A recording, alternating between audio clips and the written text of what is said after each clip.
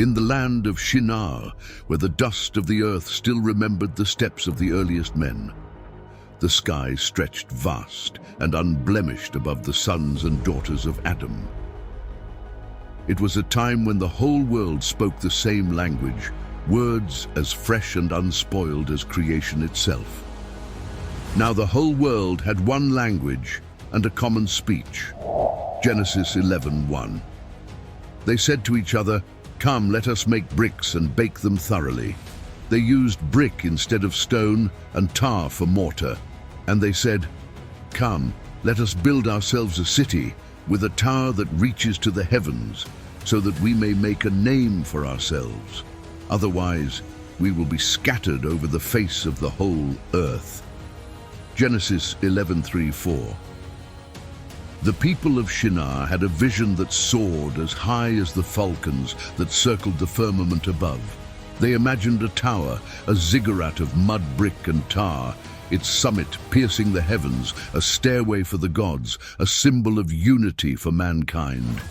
In their hearts burned the desire to carve their name into the very fabric of history, to create a monument that would echo through the ages and anchor them against the tides of time and the threat of obscurity. But the Lord came down to see the city and the tower the people were building. The Lord said, "If as one people speaking the same language they have begun to do this, then nothing they plan to do will be impossible for them. Come, let us go down and confuse their language so they will not understand each other." Genesis 11:5. In the shadow of the rising tower, the unity of humankind was their strength, but it also bore the seeds of their undoing.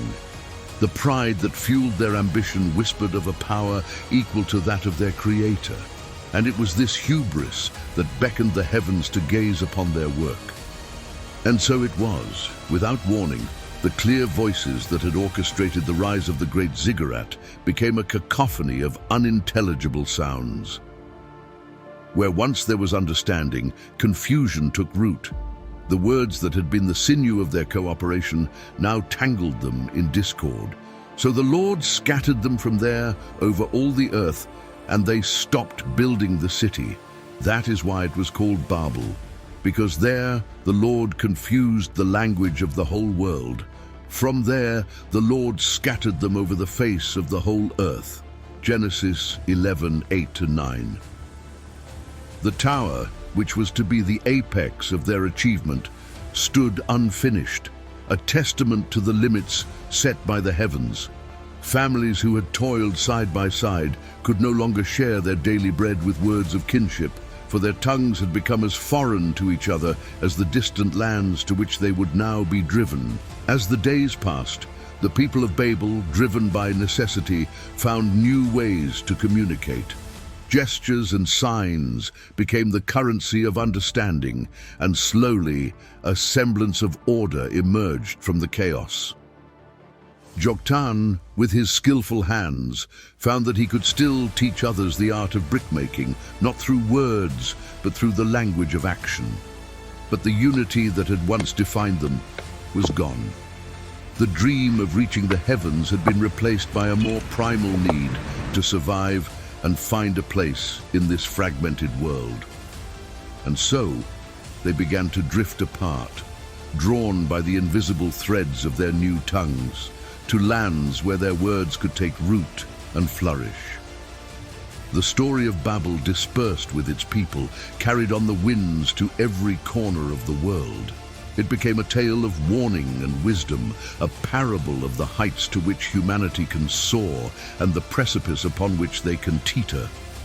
In every language that sprang from Babel's legacy, the story was told, a reminder that in every word spoken, there lies the potential to unite or divide, to build or to break. And the Lord looked upon the world, now a mosaic of cultures and languages, each a spark of the divine diversity, and saw that it was good. For in their scattering, the children of Babel had found a greater purpose, not to build a tower to the heavens, but to lay the foundations for a world rich in the tapestry of human experience. The Tower of Babel stands as an enduring symbol of human ambition, the complexity of communication, and the consequences of hubris. Its story, etched into the collective consciousness of Judeo-Christian tradition, resonates through the ages, urging us to ponder the balance between the heights of our aspirations and the grounding of our humility. The Tower of Babel is not merely a cautionary tale of a bygone era, but a relevant parable for the modern world. It speaks to the heart of our contemporary challenges: technological overreach, environmental stewardship, cultural preservation amidst globalization, and the pitfalls of communication in the digital age. The scattering of the people in the story, a direct result of their collective pride, serves as a metaphor for the social fragmentation we witness today when ambition overrides ethical considerations and respect for diversity.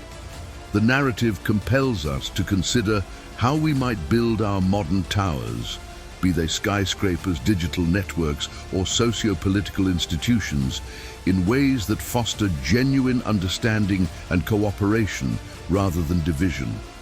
It implores us to reflect on our intentions and the legacies we wish to leave behind.